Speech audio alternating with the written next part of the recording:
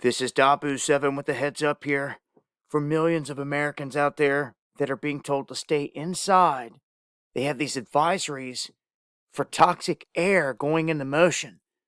They're saying that the lungs can fill with toxins because of the situation at hand.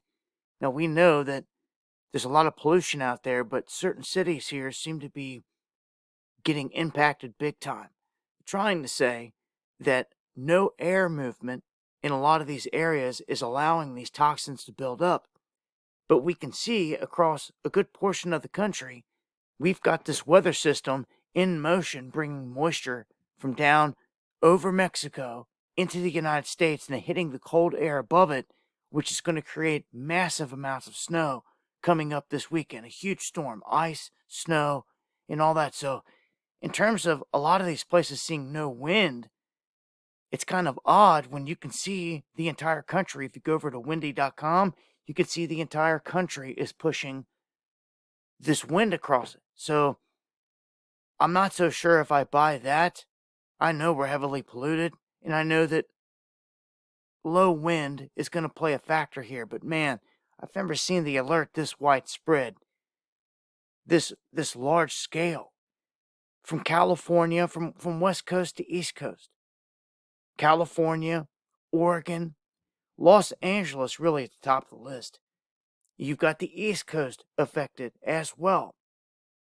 So in Oregon, you've got a large area, including the Lapine and a lot of the national forest around that have seen AQI levels rise above 160 on Wednesday morning. Again, the pollution, the things that are in the air. Some are going to say, well, how did so much pollution get out here hovering over a national forest?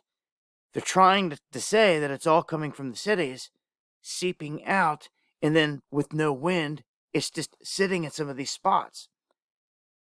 I'm going to say that there's probably something else going on in the mix of this, adding to this, because this is an uptick that we're not used to seeing. Now, air quality levels out there are measured on a scale from 0 to 500.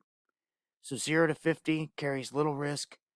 But when you get up toward the top, you have unhealthy for sensitive groups at anything between 51 and 100.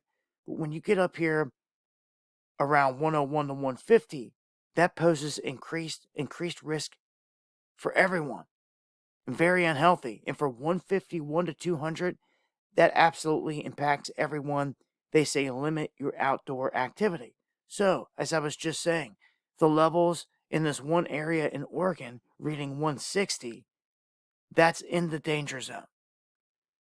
So, you know your area a little bit better than others.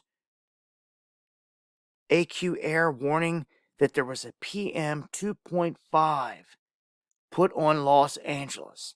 And that means that they are 5.2 times higher than what the WHO recommends being safe.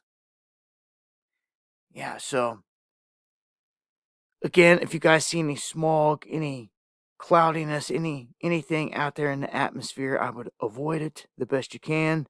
They go on to say here that areas of Georgia, South Carolina, cities like Savannah, Valdosta, they are in the same boat.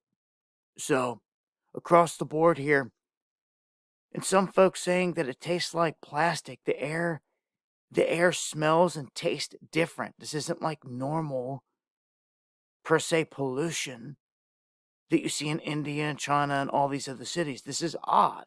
Again, all the factors just weird to this. If you guys are experiencing this, smell any of this, let me know, and where you're experiencing this at, more than anything here. Join me for the live stream for updates going live Monday, Wednesday, and Friday, 9 p.m. Eastern, right here on Dabu 77. Stay safe.